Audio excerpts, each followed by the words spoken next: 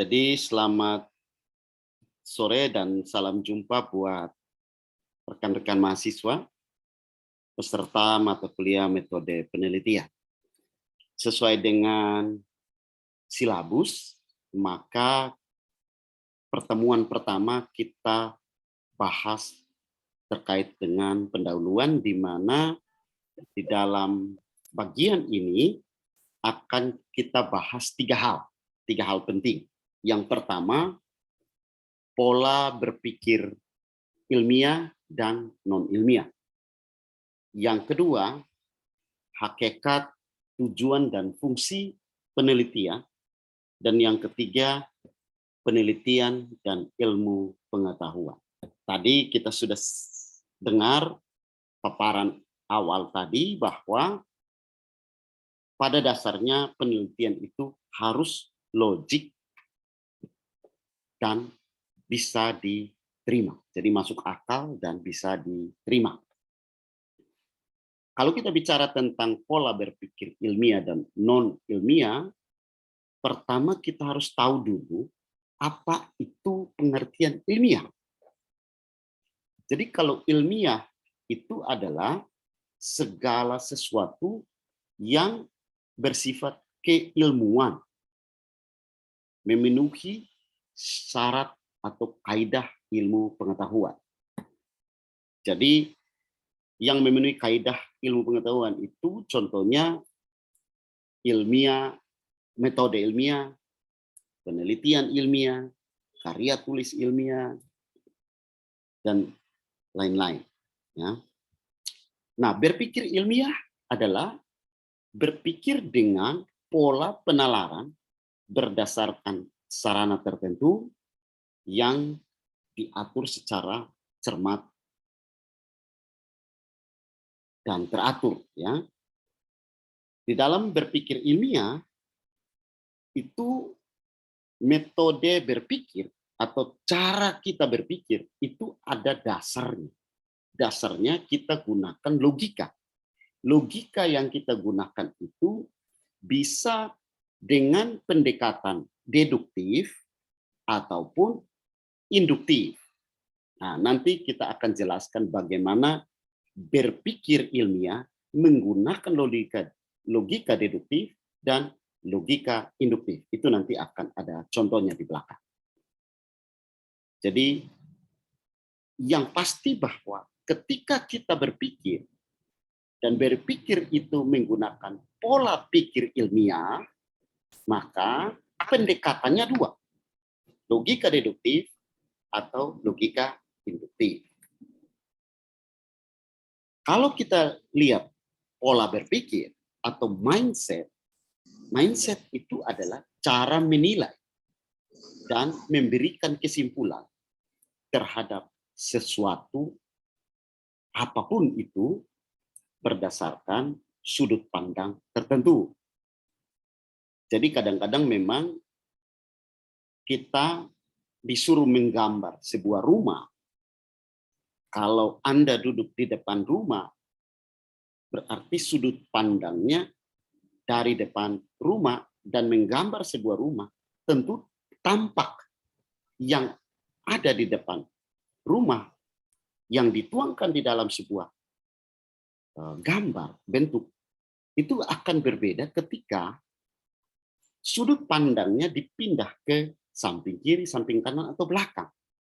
Maka tentu rumah yang sama atau objek yang sama akan tampil berbeda dengan tampilan yang tadi digambarkan kalau sudut pandangnya dari depan.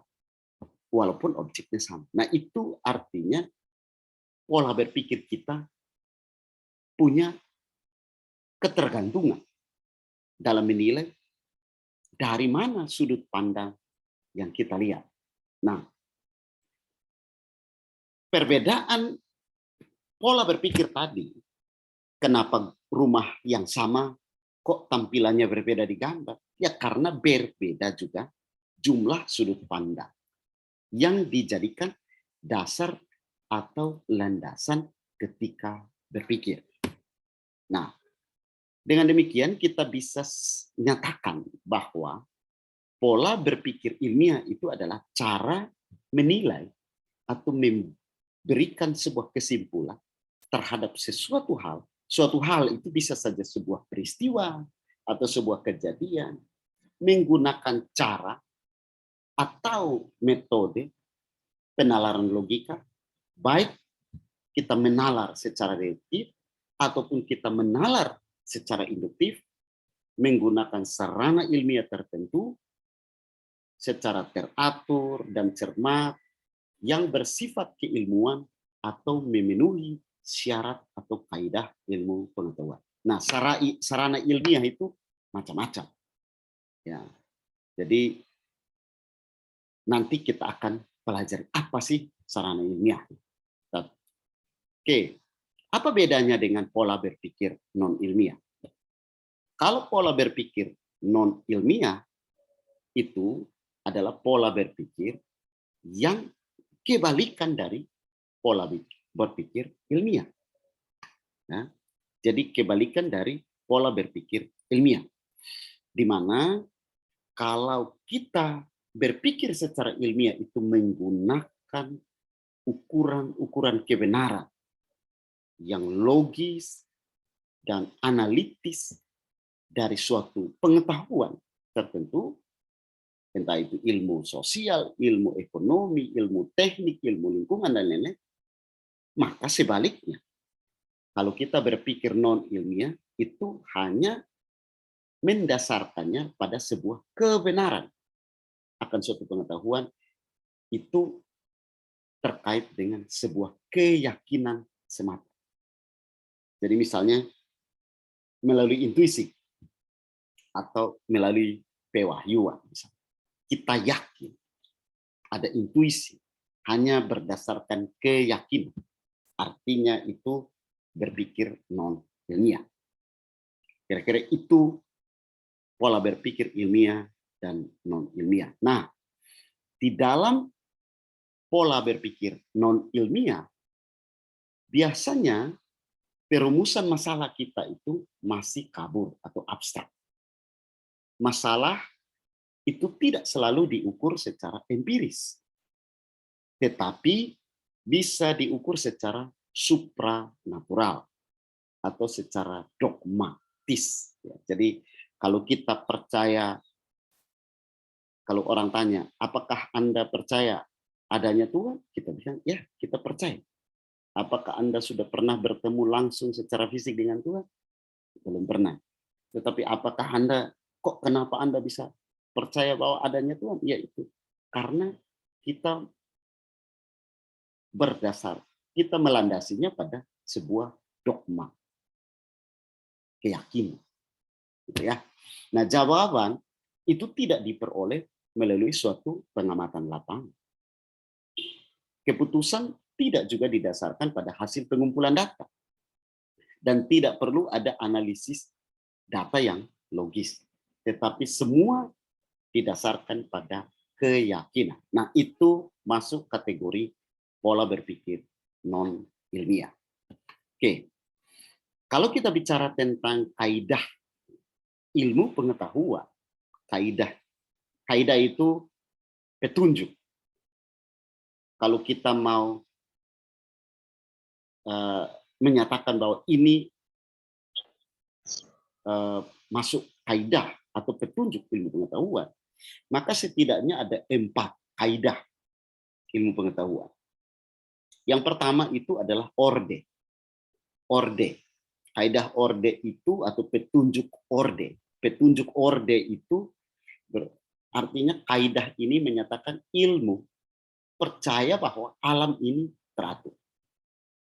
Itu kaidah orde. Itu teratur.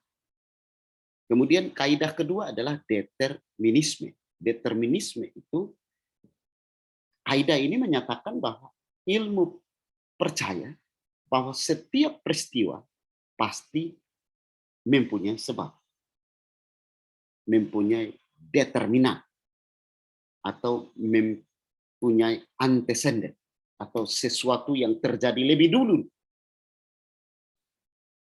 baru timbul suatu sebab yang lain atau akibat. yang dapat diselidiki. Jadi tidak mungkin ada kalian di sini kalau tidak ada orang tua misalnya. Tidak ada ayah dan ibu. Atau tidak mungkin kita bisa bertatap muka lewat media ini kalau tidak ada fasilitas, misalnya YouTube. Nah, itu ada antecedent, ada determinan, ada sebuah sebab yang mendahului. Kaidah ketiga adalah parsimoni. Parsimoni itu kesederhanaan. Kaidah parsimoni atau kesederhanaan menunjukkan bahwa ilmu lebih menyukai penjelasan yang sederhana daripada penjelasan yang kompleks bila keduanya sama-sama menjelaskan fakta. Jadi kalau mau menjelaskan fakta, jangan terlalu muter-muter. Kalau orang tanya A, jawab sesuai dengan apa kebutuhan pertanyaan. Apakah Anda suka minum kopi? Jawab saja, ya, saya suka minum kopi. Itu penjelasannya sederhana dan tepat sesuai dengan pertanyaan. Karena pertanyaan, apakah Anda suka? Maka jawabnya, ya, saya suka. Jangan pertanyaannya, apakah Anda suka minum kopi? Jawabannya, kadang-kadang suka, kadang-kadang tidak. Tidak, tetapi kalau makan itu saya lebih suka makan A, B, C, D, E, F, G. Itu artinya menjelaskan yang tidak pada posisi sesuai dengan pertanyaan. Tidak sederhana. Kaidah parsimoni lebih menyukai penjelasan yang sederhana. Yang keempat, itu kaidah empirisme. Empirisme itu kaidah yang menunjukkan kepercayaan pada observasi atau eksperimen. Jadi, kalau kita sudah melakukan sebuah observasi atau sebuah eksperimen, misalnya kita mau melakukan uji kuat tekan beton, itu kan eksperimen. Atau kita mengamati kalau hujan itu apakah di ruas jalan A itu tergenang air atau tidak. Atau kalau dia tergenang air, dari mana datang sumber air itu masuk ke badan jalan. Artinya kita melakukan observasi. Nah, observasi itu pada dasarnya harus didasarkan pada pengalaman yang diamati. Jadi sesuai dengan fakta atau alami sendiri, bukan dengar dari cerita orang lain. Harus benar-benar kalian amati sendiri. Dan peristiwa itu harus nyata, bukan mimpi atau bukan dalam bayang-bayang. Oke. Itu berkaitan dengan kaidah ilmiah, ya, kaidah ilmu pengetahuan. Sekarang kita masuk ke logika deduktif dan induktif. Tadi sudah sempat saya singgung. Lalu pertanyaannya, apa itu logika deduktif? Logika deduktif itu artinya argumentasi, kita memberikan sebuah pendapat yang menjelaskan bahwa penarikan kesimpulan itu didasarkan pada fakta, sehingga kesimpulannya itu bukan sekedar kemungkinan, tetapi kesimpulan itu sudah berdasarkan sebuah kepastian. Jadi dasarnya itu fakta. Jadi penarikan kesimpulan yang didasarkan pada sebuah kepastian atau sebuah fakta itu masuk dalam kategori konsep logika deduktif. Nah, pada dasarnya logika deduktif itu adalah penarikan kesimpulan yang diperoleh dari suatu masalah atau suatu kasus yang sudah umum, yang sudah diketahui banyak orang dan sudah diterima oleh semua orang. Nah, kemudian dibuat sebuah kesimpulan atau konklusi yang ruang lingkupnya itu sifatnya spesifik atau individu. khusus. Contoh logika deduktif. Semua pengendara sepeda motor di jalan raya itu wajib memiliki surat izin mengemudi. Nah, Martin itu mengendarai sepeda motor di jalan raya. Kita bisa simpulkan bahwa Martin itu wajib memiliki surat izin mengemudi. Ini deduktif. Jadi siapapun dia yang berkendara sepeda motor di jalan raya wajib memiliki surat izin mengemudi. Nah, pada saat itu fakta menunjukkan bahwa Martin mengendarai sepeda motor di jalan raya. Maka kita bisa simpulkan bahwa Martin wajib memiliki surat izin mengemudi. Bagaimana kalau kemudian Martin tidak punya surat izin mengemudi? Artinya inilah dia masalah. Dia sudah menyimpang dari sebuah kriteria wajib yang harus dimiliki oleh semua tanpa kecuali pengendara sepeda motor di jalan. Kalau logika induktif, nah logika induktif ini bentuk penalaran kedua. Selain dari logika deduktif yang adalah sebuah sistem penalaran yang menelaah prinsip-prinsip penyimpulan dari sejumlah hal khusus, yang dari hal khusus itu bisa kita pakai untuk membuat sebuah kesimpulan yang umum yang boleh jadi atau bisa kita gunakan secara umum. Jadi hal khusus kalau kita simpulkan itu menjadi sesuatu yang diterima secara umum. Kebalikan dari deduktif. Contoh logika induktif. Emas itu logam, masuk kategori logam. Perak pun masuk kategori logam. Besi pun masuk kategori logam.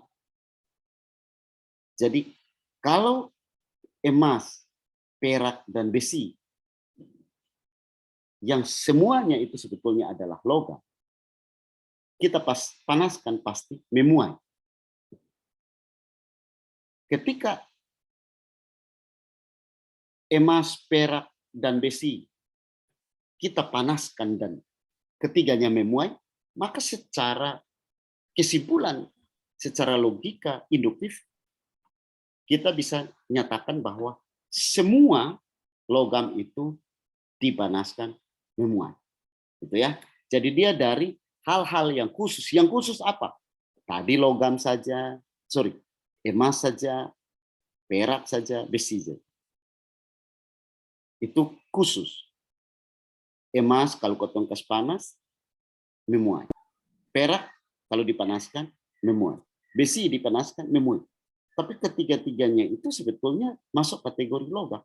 Kalau begitu, bisa kita simpulkan bahwa semua logam dipanaskan memuai.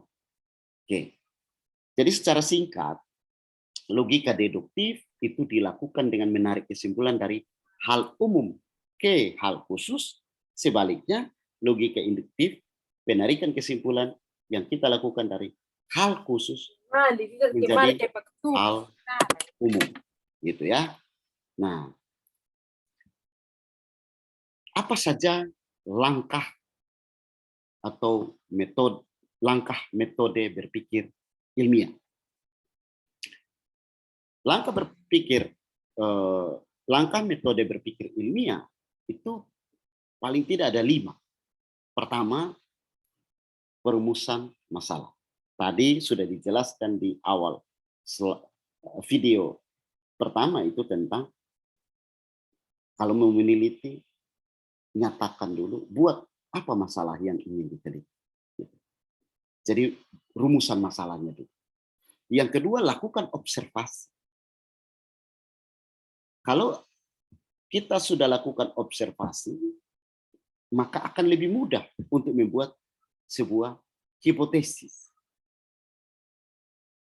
Nah, berdasarkan hipotesis itu kemudian kita lakukan sebuah eksperimen atau sebuah analisis misalnya. Bisa jadi analisis untuk kemudian terakhir kita tarik kesimpulan. Jadi contohnya misalnya ada satu bangunan penahan tebing, bronjong misalnya. Baru selesai dikerjakan di sebuah sungai. Lalu pada saat musim hujan datang, itu sebagian dari bronjong itu terbawa air. Lalu begitu selesai musim hujan, kita bertanya-tanya. Kan bangunan ini baru selesai dibangun. Kenapa sudah rubuh sebagian bangunannya? Nah, misalnya gitu.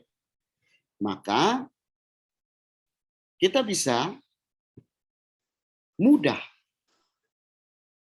untuk mencari tahu apa penyebabnya kalau kita melakukan observasi. Kita pergi lihat dimensinya, waktu banjir datang, luapannya sampai di mana. Apakah dia di bawah mulut atau dia melampaui dari bronjong itu, ataukah misalnya posisi atau kedudukan bronjong itu ada di daerah lurus sungai atau pas di tikungan, limpasannya sampai di mana, tingginya cukup atau tidak dalam meredam energi banjir, dan seterusnya, ada peredam energi atau tidak, dan seterusnya. Kemudian berapa dalam scoring yang terjadi. Nah, hal-hal itu kalau kita sudah observasi, kita lihat dan amati langsung di lapangan, maka akan mudah bagi kita untuk membuat sebuah hipotesis, dugaan sementara, atau tarik kesimpulan sementara. Nampaknya kalau dilihat dari ciri-ciri runtuhnya bronjong ini, maka bronjong ini runtuh akibat scoring, bukan karena tekanan tanah aktif dari samping. Daripada kita raba-raba, kita kan bingung, ini dia rubuh karena apa? Karena banjir, atau karena tekanan tanah aktif, atau karena kurang tinggi, atau karena dimensinya kurang mampu menahan energi banjir, dan seterusnya. Nah, kalau kita sudah bisa melihat atau melakukan observasi yang baik, maka akan mudah untuk kita merumuskan sebuah hipotesis. Dan kalau kita punya hipotesis atau dugaan yang kuat, itu bisa kita sajikan atau kita paparkan secara baik, maka kita akan mudah menentukan alat analisis, metode penelitian. Jadi kira-kira metode itu posisinya ada di sini. Cara mencapai tujuan. Dan yang terakhir kesimpulan. Nah, bagian kedua dari pertemuan hari ini adalah bicara soal hakikat, tujuan, dan motivasi penelitian. Hakikat penelitian, ya. Kalau hakikat penelitian ini saya ambil dari referensi yang sudah saya upload ke Google Classroom. Katori misalnya menyatakan bahwa penelitian pada hakikatnya merupakan suatu proses pencarian pengetahuan. Jadi penelitian itu merupakan proses pencarian ilmiah dan sistematis untuk memperoleh suatu informasi terkait topik tertentu, ya, terkait dengan topik tertentu. Bahkan penelitian adalah suatu seni di dalam penyelidikan ilmiah. Meneliti itu seni, karena memang di situ dituntut kebebasan di dalam berekspresi. Kita bebas berekspresi sebetulnya. Nah, di dalam penelitian itu juga bisa diartikan sebagai penyelidikan yang cermat, khususnya untuk mencari pengetahuan apapun melalui cara-cara pencarian fakta-fakta baru. Jadi kita menyelidiki fakta-fakta baru melalui pencarian fakta-fakta untuk suatu ilmu pengetahuan. Redman dan Mori yang dikutip oleh Katori juga mendefinisikan bahwa penelitian sebagai upaya sistematik untuk mendapatkan suatu pengetahuan baru. Jadi kalau kita mendapatkan sebuah pengetahuan baru, upaya sistematisnya itu kita lakukan lewat penelitian. Nah, beberapa orang itu menganggap bahwa penelitian sebagai sebuah gerakan dari rasa tidak tahu menjadi rasa ingin tahu. Nah, hal ini pada hakikatnya merupakan sebuah perjalanan dari penemuan. Jadi kalau kita mau meneliti, itu merupakan gerakan dari rasa tidak tahu menjadi ingin tahu. Nah, setiap orang tentu memiliki naluri keingintahuan, itu naluri vital. Kalau bahasa sekarang, bahasa anak muda bilang kepo. Sebetulnya itu dimiliki oleh semua orang. Semua orang itu punya naluri vital. Naluri ingin tahu itu, naluri keingintahuan itu naluri vital. Jadi ketika kita berhadapan dengan hal-hal yang tidak diketahui, maka kita akan bertanya-tanya. Lalu muncul rasa ingin tahu. Selanjutnya rasa ingin tahu ini biasanya mendorong kita untuk menyelidiki hingga memahami secara utuh dan lengkap tentang sesuatu yang tidak diketahui. Sebetulnya kalau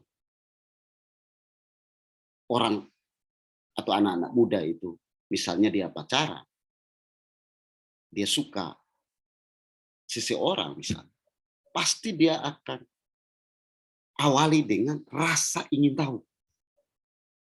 Kemudian dia akan mencari dan menemukan bagaimana caranya dia bisa mendapatkannya. Ya, kira-kira seperti itu. Jadi sebetulnya itu naluri vital, naluri ingin tahu. Meneliti ya begitu, harus mulai dari naluri keingintahuan itu.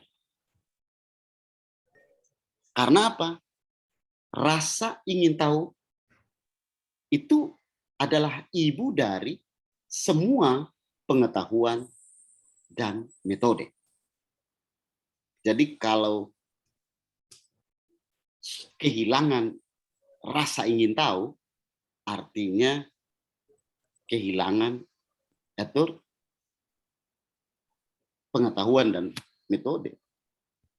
Rasa ingin tahu itu adalah ibu dari semua pengetahuan dan metode yang digunakan manusia untuk memperoleh pengetahuan tentang apapun yang tidak diketahui, dan kemudian ini yang kita sebut sebagai penelitian. Skalanya ya banyak. Jadi jangan berpikir penelitian itu yang terlalu rumit. Secara sederhana kita itu sudah melakukan penelitian mungkin setiap hari. Nah, hanya ada yang kalau penelitiannya ilmiah, maka kita harus memenuhi kaidah-kaidah ilmiah tadi. Kira-kira itu ya. Nah,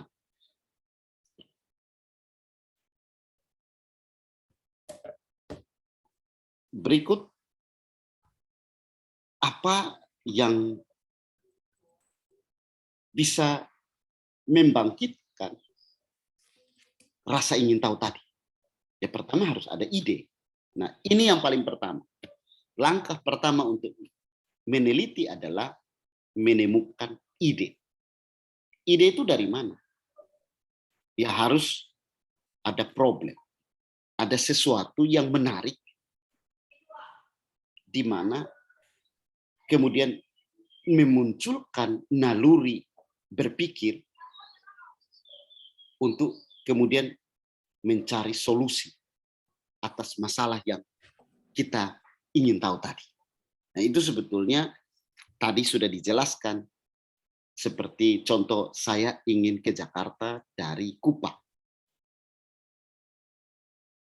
Bagaimana cara saya harus sampai di Jakarta dengan cepat dan nyaman? Maka pikirkan cara. Nah, cara tadi, ketika kita pikirkan cara itu, maka kita sudah bicara soal metode penelitian. Gitu ya. Yang berikut tujuan penelitian. Nah, tujuan penelitian adalah untuk menemukan jawaban atas pertanyaan melalui penerapan prosedur atau langkah-langkah ilmiah. Nah, kalau kita bicara tentang tujuan utama dari penelitian, itu sebetulnya menemukan kebenaran yang tersembunyi atau kebenaran yang belum terungkap atau menemukan kebenaran yang belum ditemukan. Itu tujuan dari penelitian.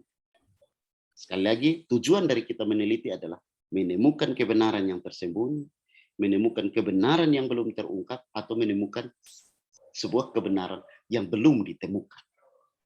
Beberapa studi penelitian itu memiliki tujuan yang khusus, tujuan-tujuan spesifik. Tetapi menurut Katori ada 4 kelompok. Ada 4 kelompok besar. Ada 4 kelompok besar terkait dengan tujuan meneliti. Kenapa orang ingin meneliti? Pertama, ada orang yang mau meneliti dengan tujuan mengenal lebih dekat atau memperoleh sesuatu wawasan baru terkait dengan sesuatu fenomena atau fakta atau tanda-tanda atau gejala yang terjadi di lapangan. Itu namanya studi penelitian eksplorasi atau studi penelitian formulatif. Gitu ya. Ada sebuah, nah seperti sekarang COVID, kira-kira apa dampak COVID terhadap pengeluaran kuota pulsa, kuota HP misalnya gitu. Kan sesuatu yang baru, dia kepingin tahu. Itu explore, dia bisa explore dari situ. Kedua, bisa meneliti untuk menggambarkan secara akurat karakteristik dari sebuah individu atau karakteristik dari sebuah situasi atau karakteristik dari suatu kelompok tertentu. Contoh misalnya, saya ingin meneliti untuk mencari tahu karakteristik dari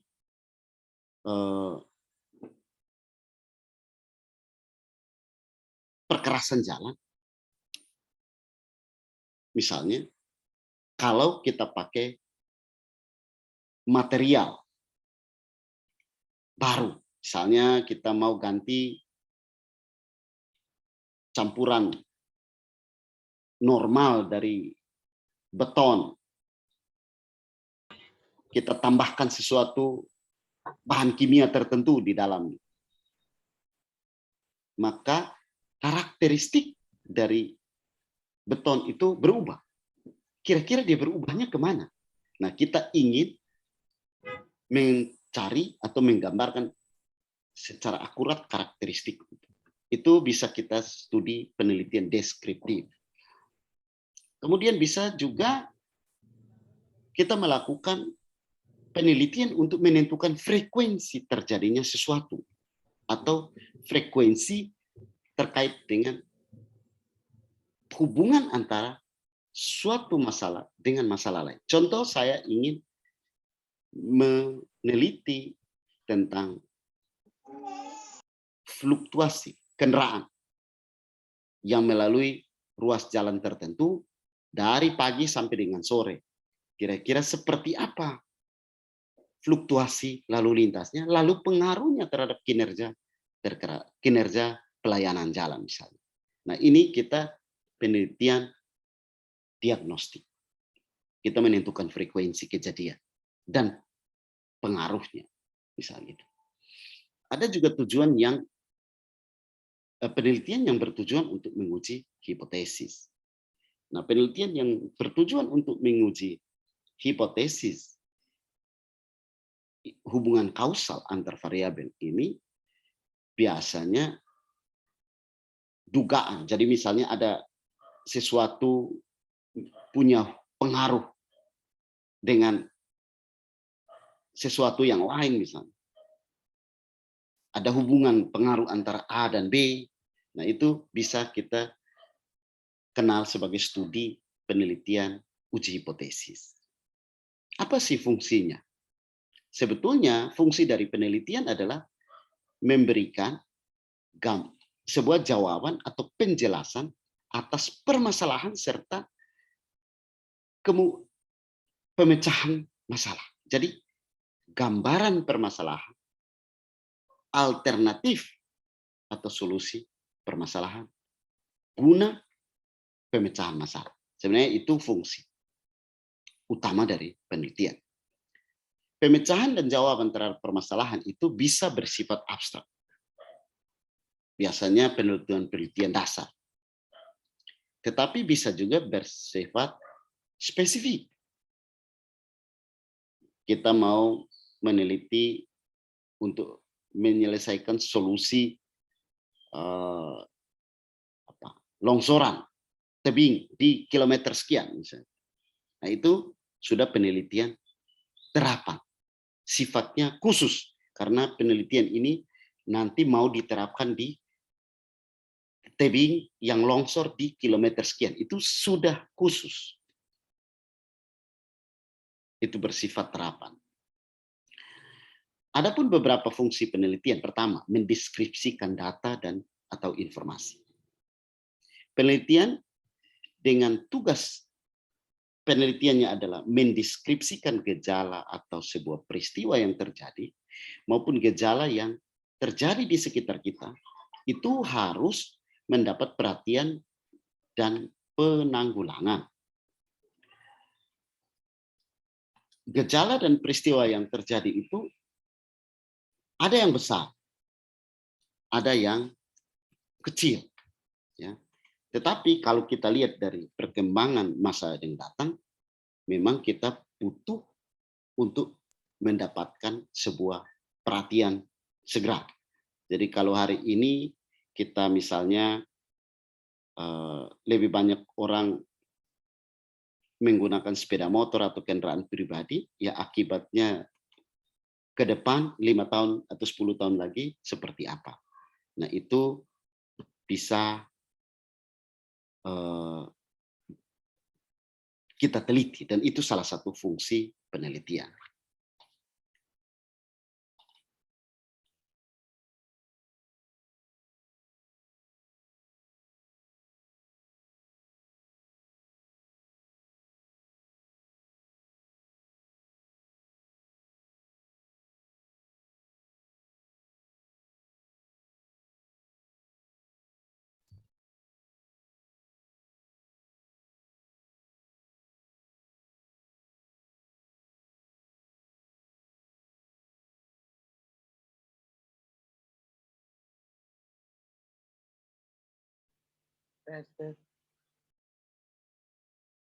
Oke, sebentar. Kita lanjut lagi. Jadi ada pun fungsi yang kedua. Jadi fungsi yang kedua itu adalah menerangkan data atau kondisi atau latar belakang terjadinya suatu peristiwa atau suatu fenomena. Jadi penelitian dengan tugas menerangkan ini agak berbeda dengan penelitian yang menekankan pengungkapan peristiwa apa adanya. Jadi tekanannya itu mengungkapkan peristiwa apa adanya. Nah, biasanya di dalam penelitian ini, kalau penelitian dengan tujuan seperti ini, tugas menerangkan penelitian, tugas untuk menerangkan sebuah peristiwa itu sangat jauh lebih kompleks dan luas. Itu karena harus bisa lihat hubungan suatu variabel peristiwa dengan variabel peristiwa lain. Jadi kalau penelitian untuk mencari, menerangkan suatu peristiwa atau fenomena, sebaiknya ya agak dihindari, gitu ya. Itu penelitian dengan fungsi yang cukup luas, kompleks ya. Yang ketiga, ada juga penelitian yang fungsi nanti, penelitian ini berfungsi untuk apa? Apa fungsi? Nanti biasanya kadang-kadang ditanya oleh penguji, apa fungsi dari penelitian ini? Misalnya saya ingin menyusun teori baru. Nah, penyusunan teori baru itu biasanya waktunya panjang. Instrumennya harus baku. Prosedur populasi samplingnya itu harus benar-benar tepat. Cara pengambilannya, alatnya, dan seterusnya.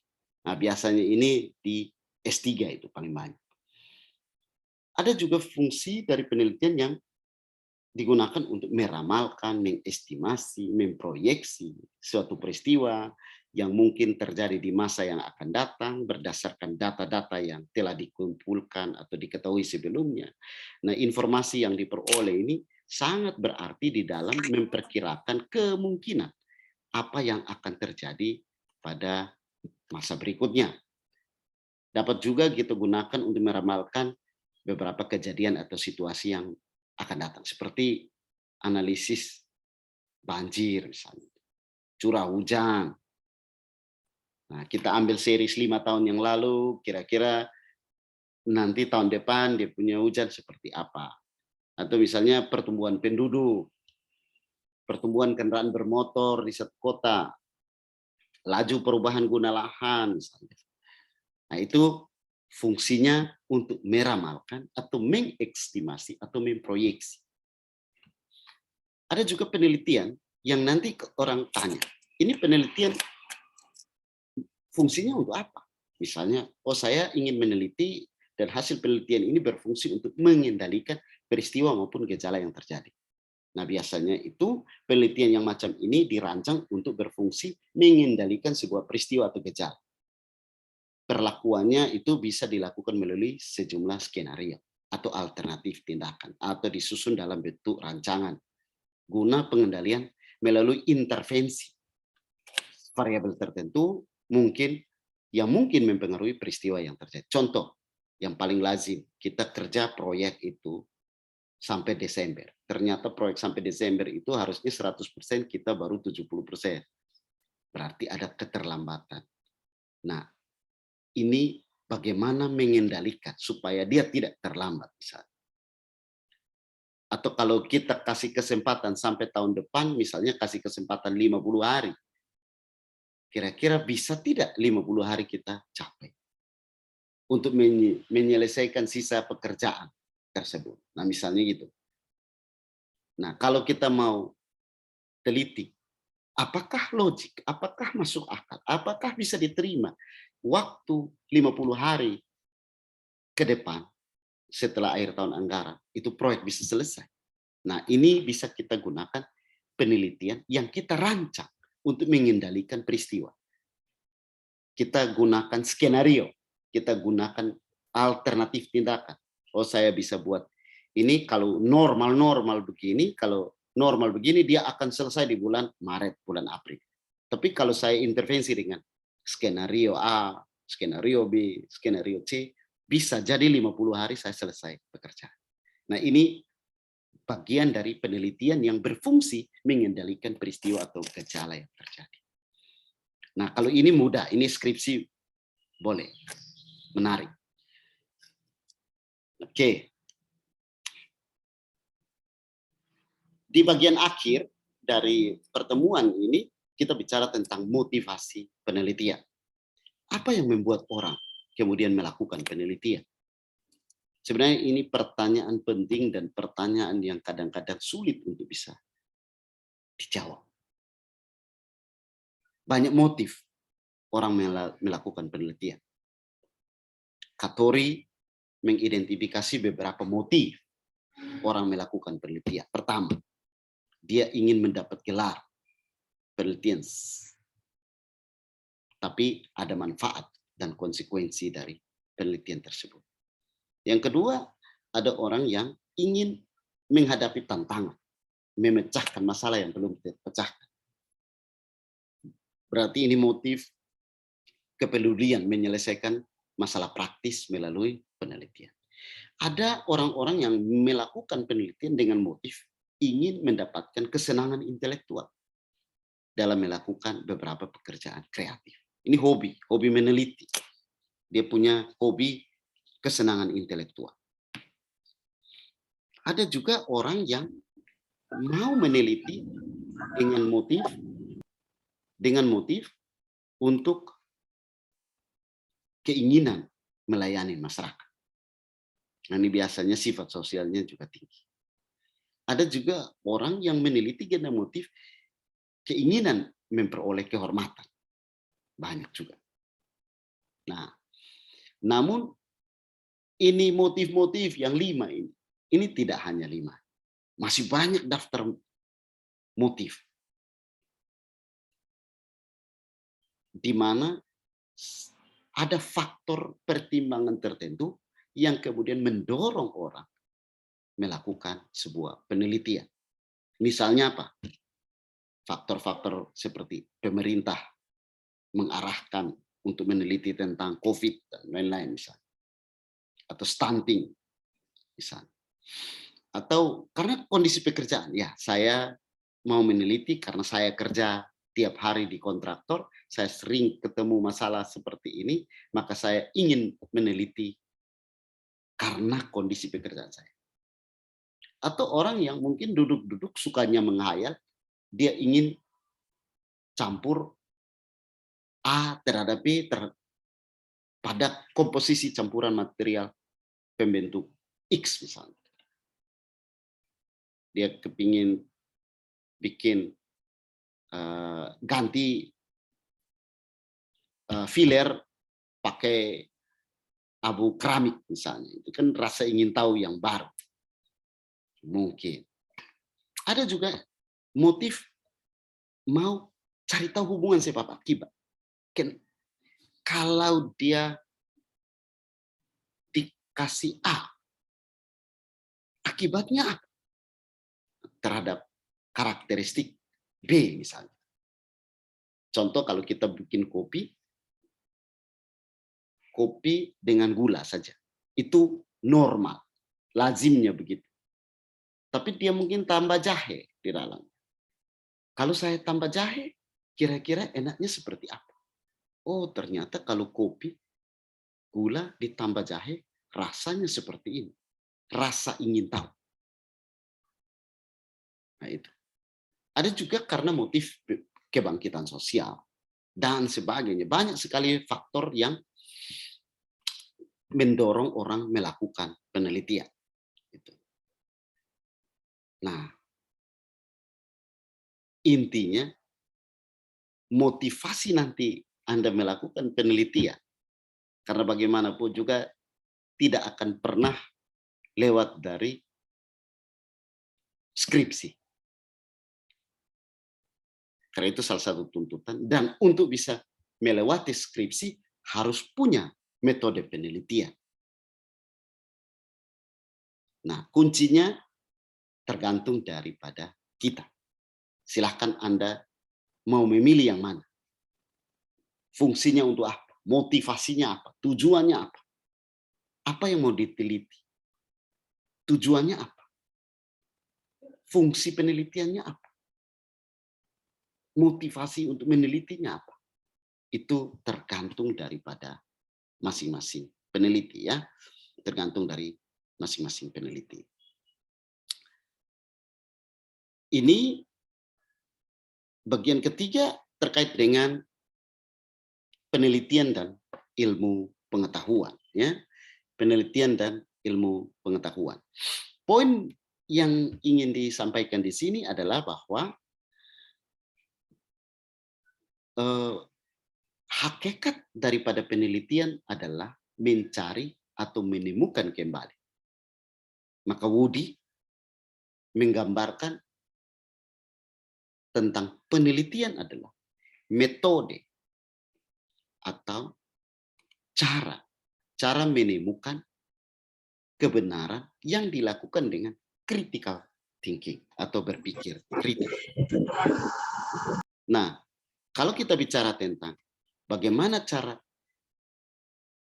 penelitian, hakikat. Jadi ingat bahwa hakikat penelitian pada dasarnya penelitian itu adalah metode menemukan sebuah kebenaran dengan cara berpikir kritis atau critical thinking. Ada 5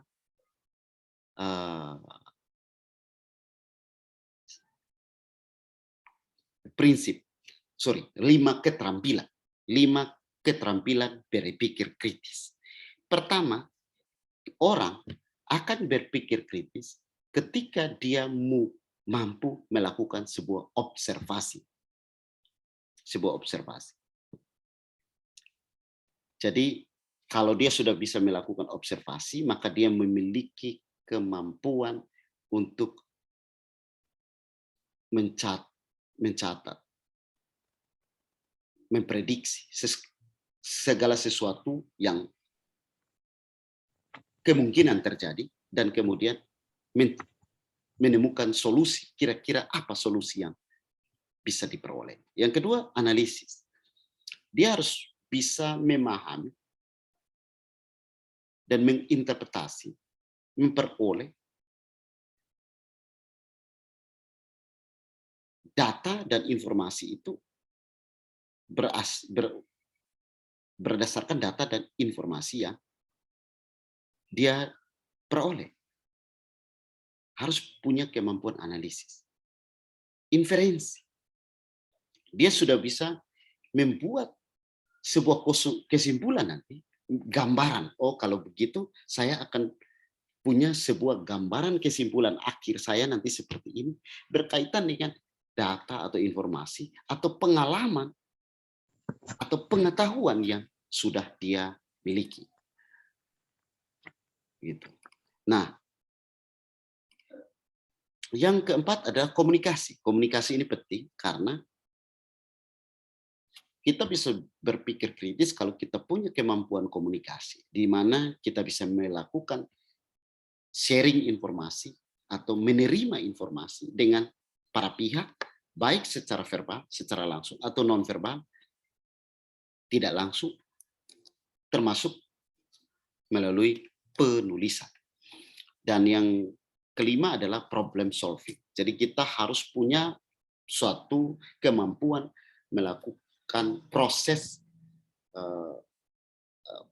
memperoleh, menganalisis, atau mengkomunikasikan informasi maupun data untuk mengidentifikasi serta menemukan solusi-solusi apa atau mampu menyelesaikan solusi-solusi yang memberikan solusi-solusi terhadap permasalahan yang akan atau yang dihadapi. Nah, pada dasarnya pengetahuan adalah hasil dari tahunya seseorang dan ini didapatkannya setelah melakukan pengamatan terhadap objek tertentu dan belum dipelajari secara sistematik oleh banyak kalangan secara umum. Setiap ilmu adalah pengetahuan, tetapi tidak semua pengetahuan adalah ilmu. Kalau kita lihat dari Australian Academy of Science, itu ilmu adalah kumpulan pengetahuan yang telah diuji kebenarannya. Kemudian disusun secara sistematik berdasarkan dengan metode ilmiah. Sedangkan kalau pengetahuan itu adalah informasi akan sesuatu kejadian yang belum diuji kebenarannya. Jadi disitulah bedanya. Setiap ilmu pasti pengetahuan. Tetapi tidak semua pengetahuan adalah ilmu. Ingat, ilmu itu sudah diuji kebenarannya, disusun secara sistematik berdasarkan metode ilmiah. Kalau pengetahuan itu baru bersifat informasi akan suatu kejadian atau suatu peristiwa, tetapi belum tentu itu benar karena belum teruji kebenarannya. Metode ilmiah merupakan prosedur untuk mendapatkan ilmu pengetahuan. Nah, ilmu pengetahuan itu diperoleh dari metode ilmiah. Jadi metode ilmiah adalah sebuah prosedur memperoleh ilmu pengetahuan. Sementara ilmu pengetahuan diperoleh dari metode ilmiah. Oleh karena itu, tidak semua pengetahuan itu bisa disebut sebagai ilmu. Sebab ilmu pengetahuan itu harus memenuhi syarat-syarat metode ilmiah. Nah, jadi ilmu pengetahuan itu baru bisa ditetapkan ilmu pengetahuan kalau sudah memenuhi syarat-syarat metode ilmiah. Makanya harus tahu metode penelitian. Ilmu merupakan sekumpulan pengetahuan yang proses untuk mengetahui dilakukan melalui penyelidikan yang sistematis dan terkendali. Nah, penyelidikan yang sistematis dan bisa dikendalikan itu namanya penelitian. Penelitian itu penyelidikan yang sistematis dan terkendali. Penelitian itu usaha menemukan, ya, mengembangkan, menguji kebenaran dari sebuah pengetahuan. Jadi sebuah pengetahuan diuji dulu untuk bisa, kalau diterima secara akal sehat, memenuhi kaidah ilmiah, maka pengetahuan tadi bisa berubah menjadi ilmu pengetahuan. Jadi di dalam hakikat ilmu dan pengetahuan terdapat pengetahuan. Pengetahuan itu biasanya digunakan seseorang untuk melakukan penelitian. Dengan mempunyai pengetahuan yang tinggi, maka seseorang itu dapat melakukan penelitian secara logis dan empiris. Di sini penelitian atau riset itu adalah ilmu pengetahuan yang tidak bisa dipisahkan satu dengan yang lain. Pada akhir kata, yang harus dipahami bahwa ilmu pengetahuan itu mempunyai hubungan yang erat dengan penelitian atau kajian, di mana ilmu pengetahuan itu dapat maju dan berkembang karena adanya penelitian. Sedangkan cara-cara atau metode penelitian itu berkembang karena adanya pengembangan ilmu pengetahuan. Sekali lagi, ilmu pengetahuan itu punya hubungan erat dengan penelitian atau kajian. Ilmu pengetahuan itu bisa maju dan berkembang karena ada penelitian. Cara-cara penelitian itu bisa berkembang karena adanya pengembangan ilmu pengetahuan. Ini adalah terakhir dari pertemuan kita yang pertama dari bab 1, dan selanjutnya kita akan ketemu pada pertemuan-pertemuan berikutnya. Terima kasih untuk perhatiannya. Terima kasih Pak. Terima kasih Pak. Ya, Terima kasih Pak. ya, Pak. baik. Terima kasih Pak. Jadi